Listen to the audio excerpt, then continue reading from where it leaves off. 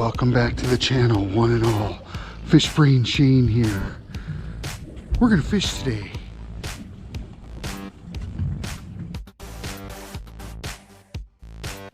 The slip bobber, the jig is just getting down to the bottom and it's already getting a bite.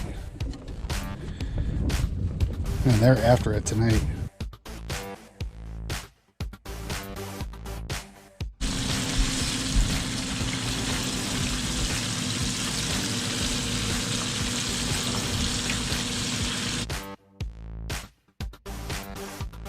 FishBrain Shane here.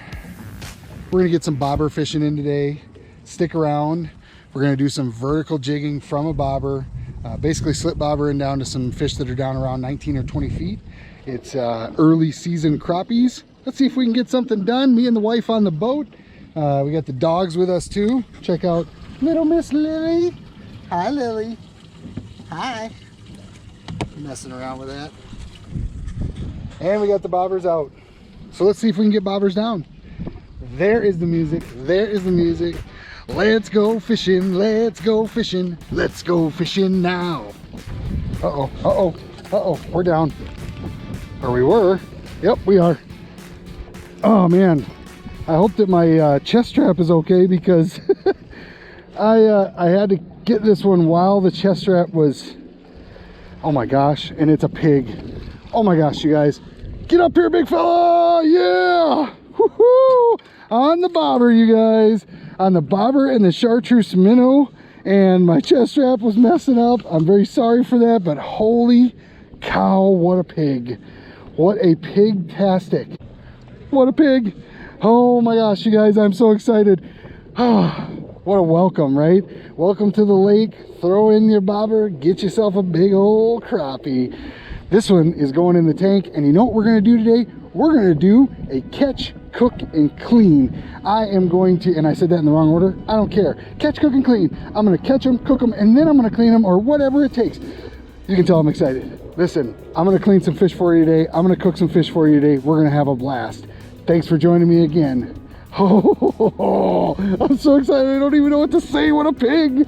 Woo! There we go. There's a fish. Whew. This one's fighting good.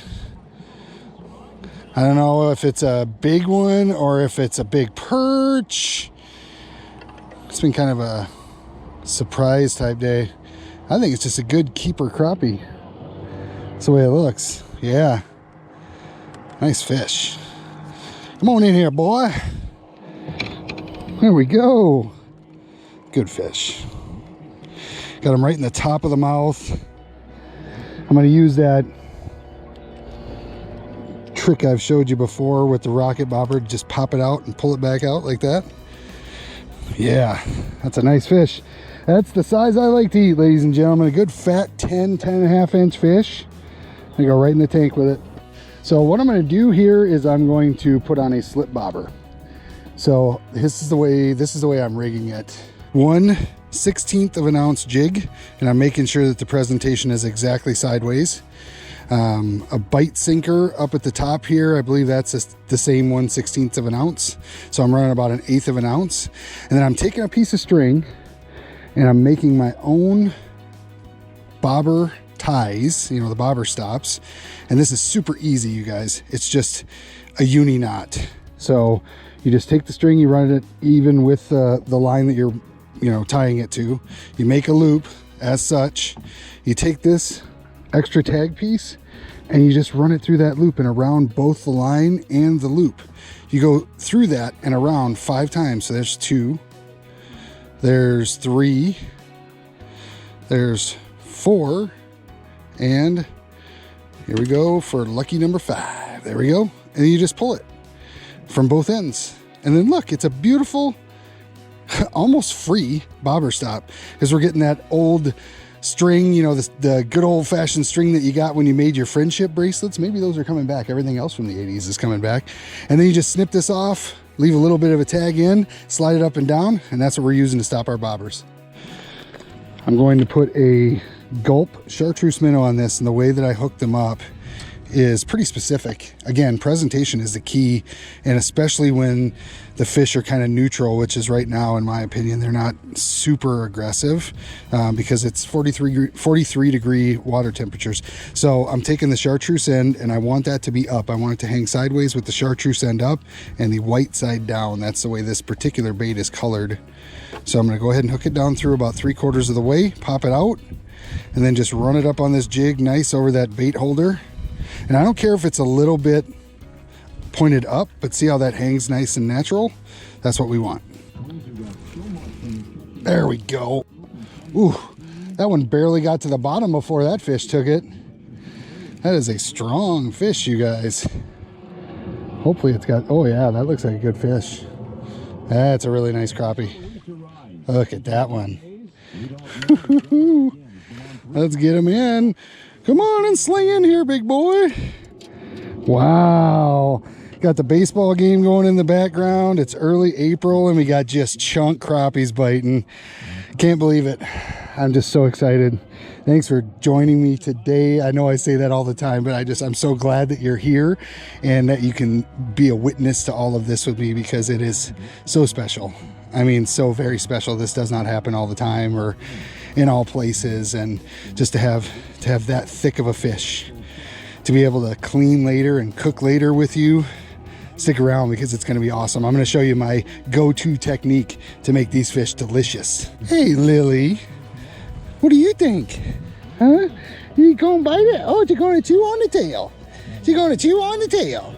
I know this rod is 7'6", so when this stop gets down here, I know that I'm about 7'6", right? And then I can double it.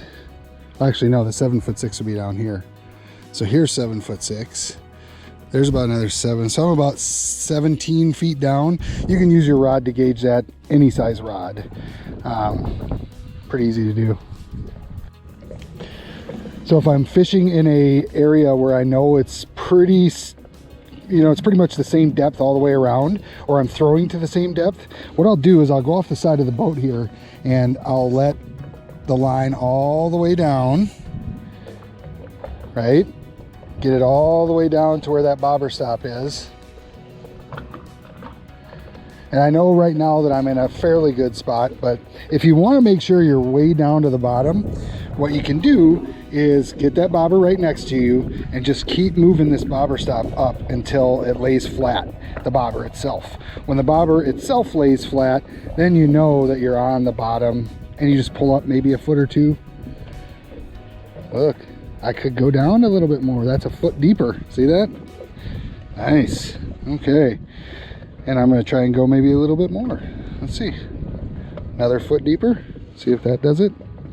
Come back over here.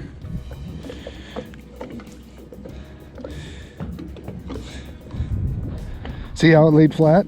That's when you know you're actually on the bottom. So I was basically a couple feet above the bottom as I was sitting.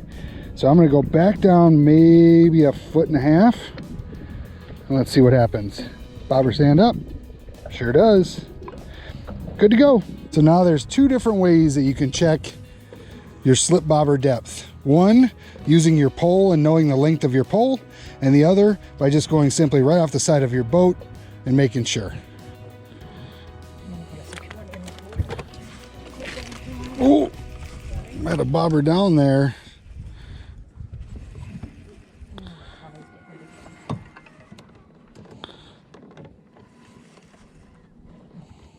Oh yeah, I love it. Come on in here, big old Sonny. Oh, you guys, you know how much I love my bluegills. This is a nice bluegill. This is one I could definitely keep. Nicole got one like this yesterday. What a beautiful fish. You know what I'm gonna do though? I'm gonna go with my gut and I'm gonna pray to the bluegill gods, and I'm gonna say, send me an 11 this year. Send me a big one and I will give you back this 9. See you later. Maybe that was silly, but let's see what happens. Throw it out. And for those of you that have never slip bobber fished before, you're gonna have to watch. It's gonna flatten out like that as the line slips through the bobber itself and goes down. Once that bobber stop that I showed you how to tie catches, that's going to be when your bobber actually stands up and you know that it's time to fish it. So I leave my bail open and everything just to give it plenty of line to go out there to it. There, it stood up. So now I close my bail and I kind of reel in a little bit of the slack. And what I'm going to do is I'm going to watch that bobber, of course, and there I just got a bite. But if I'm not getting a bite, I don't have any problem with twitching it once in a while like that, just giving it a little twitch and not making your bobber go crazy or way under or anything like that. At least I don't do it that way. There's some people that do. I'm just more of a twitch it, you know, just kind of twitch it a little bit once in a while and then let it be. There we go. There's a fish. I just got my sweatshirt off because it's warm out here. And this feels like it might be a decent fish. I'm glad I make it back in time for it. Yeah, nice. That's a good crappie. Nice fat one. Check that fish out. Good one. That's a good eater right there, boy. I'll tell you what. That's going to go great in the fish fry. Man, really excited about this. This is going to be awesome. Into the tank with him. There we go. Oh, that's a nice fish. Oh, yeah. That one's fighting hard. Holy crap, you guys. We got a monster here. I don't know what it is. Oh, that's a big crappie. Whoo-hoo. Oh, boy. Pig alert. Goodness gracious. That thing fought so hard. That's the hardest fighting fish of the day. My goodness, what a pig. Holy cow. We're gonna have to put him in the tank. Unbelievable. I mean, it feels like a pound and a half, pound and 3/4, but fought like a sunny. You guys know how much I love the sunfish. This one fought like, I would have swore to you it was a sunfish. That's how hard it fought. Man, what a pretty fish. Look at that. Let's go ahead and put him in the tank. There we go, right away. As soon as it got down. There we go. That's a good fighter there. There's something about them crappies. There's just something about that black and white fish, you guys. What a beautiful fish. Look at how nice this fish is. There's just something about it, isn't there? Whoo, my goodness. It's just amazing. It's an amazing way to fish. It's a repeatable way to fish. I put a bite sinker about 18 inches up. I got a jig. Usually I run a 1/16 when I'm running this slip bobber setup. So I got a jig, I got my chartreuse gulp minnow on there, and then I run the rocket bobber because it can go either as a pinch bobber or the slide bobber. I don't know, I'm kind of losing. Or the slip bobber, I should say. Kind of losing myself there because I just love these fish so much. And I'm telling you, these fish, for some reason, these fish just, don't they do it to you? Don't they just make you go crazy, the black and whites? You know what? Let's get to the house. Let's get some of these in the frying pan, but first we'll clean them up for you and show you how we do that, a couple of them. Let's get them in the frying pan. Let's see how we do. I think it's gonna be good, and I think you're gonna love this repeatable recipe. See you in a little bit. Woohoo, putting them in the tank. So I'm gonna start by going right behind the gill right there and making a nice angular cut. And then I'm coming in right along the backbone, just running the tip along there to get a nice cut started. Right after the rib cage, I'm going down all the way through, angling my knife down and coming out the tail. And then it's just peeling the meat off, right? Peeling it over down to those rib bones. You can hear them scraping there. Peel up the gut. Get that nice belly meat off of there. And then just peel that off. Look at that. Look how beautiful. And I can tell I got a couple of rib bones in there, so I'm gonna just ease that last rib bone out of there. Don't be a sneaky little rib bone guy.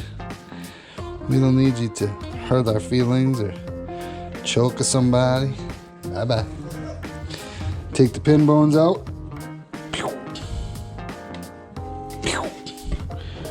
Peel it off the skin. Oh my gosh, look at how nice this is gonna be. Oh, just so much good meat on there. Man, I can't wait. Other side. Peel it down like this, and as you know, I do this old school. No electric knife. Always just a bone-handled fillet knife built by a caveman in the 1800s, because there still was a few, you know, they lived in France. This is a French caveman built family heirloom bone-handled knife from France. Here we go. We're gonna go down through. You're very lucky, fish. You get cut with the French knife. French. There we go. Get the pin bones out of it. And then let's separate the fillet from the skin with love. See that? Love. Yes. Very nice. You don't need to be in there anymore. Pin bones. Bye-bye. See ya. Oh boy. That there's a clean fish. I got a lot more to go. I'm gonna go ahead and get the rest of these cleaned. Be back for the cooked portion. Got all those fish cleaned up. Now they're in a bowl here. I'm just rinsing everything off. Just getting all the schmutz off until I see nice clean water. I think this is one of the most important things about making fish, and that's taking care of your fish. Really cleaning it off good, making sure there's no bones, making sure there's no scales, taking these red parts and wiping the blood out of them.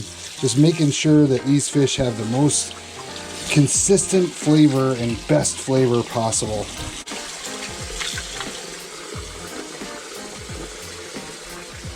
I got the water running on the fish, so they're getting nice and cleaned off from it. I got the oil in the pan, and I've got Shore Lunch original recipe in a gallon bag. Just Shore Lunch, nothing else. Just the regular powdered coating that comes out of the box. So I'm gonna go ahead and start up. Get that oil heating up real nice. We'll have fish soon. Nice. And it's ice cold water that I'm putting over it. That just makes those fillets kind of swell up. Usually what I'll do is I'll take the fillets and put them in this water and let them sit overnight, or maybe even a couple of days in the fridge, and I'll change the water once or twice. Man, it just makes for big, white, flaky fish. The next step that I do, pretty simple. I take the nice wet fillets and I drop them in the dry Shore Lunch. And just one at a time. I don't know why I do it that way, but one at a time I put them in there. And then it's just gonna be like the old shake and bake. You know what I mean? Gonna shake them up. Nice and simple. You hear Lily getting after Leo in the background. All right, so let's go ahead and shake these up. Get them coated really nice. So all you want to do is just make sure they get coated good, right? So I shake them up nice, get them nice and coated. You're gonna see that the bag's gonna kind of cloud up, but these are gonna be coated really, really well. You notice I didn't do any egg, I didn't do anything else, just the bag and the seasoning right out of the Shore Lunch box. Shore Lunch original recipe, that's all. The oil's nice and hot, and it looks like these got coated really well. So I'm gonna go ahead and lay a first piece in and let's see how it sizzles. Oh yeah, good to go. Another couple pieces in there. Probably do this amount in about 2 batches, I suppose.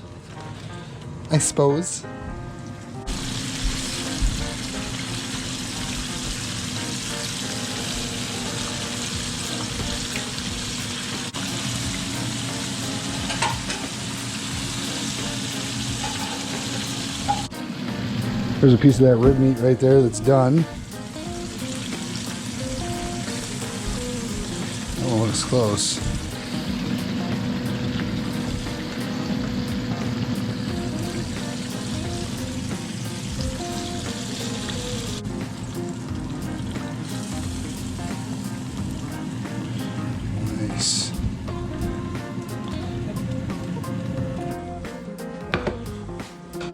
Wow, does this look good, you guys? I'm telling you, you know what? Let's be real. Let's put a couple more on there, right? Let's just fill the plate right up. And I gotta try one of these rib pieces first.